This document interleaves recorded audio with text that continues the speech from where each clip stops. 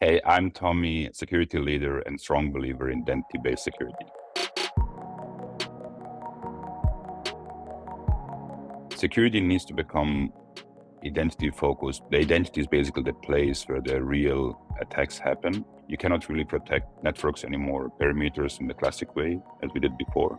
We really need to shift our thinking and our security measures towards the place where the real threat actors are.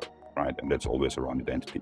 What would be the few practical things or tips that you would give a company to implement to get going with such security approach? I would start with basic checklists. I think that's something what's very cost efficient, right? That each and every company of any size has really a checklist of to-dos, right? Around all employees, right? And that starts with really the identity itself. What's my master data of the employee or of the user? It goes across all assets. What accesses are really necessary for the user to have, right?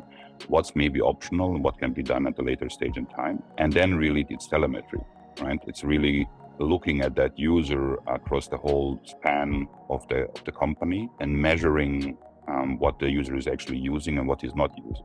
Where you can really see that user is using that tool for that amount of time and the last login was maybe 90 days ago, right? Should basically trigger a very basic IT hygiene task to say, does the user really need access? Can I remove it from him? Very often I've seen that people have too excessive accesses across systems, right? And those are not really getting measured properly. The less assets you use, the less assets you have in the system, right? The better or the more efficient the security measures are going to be.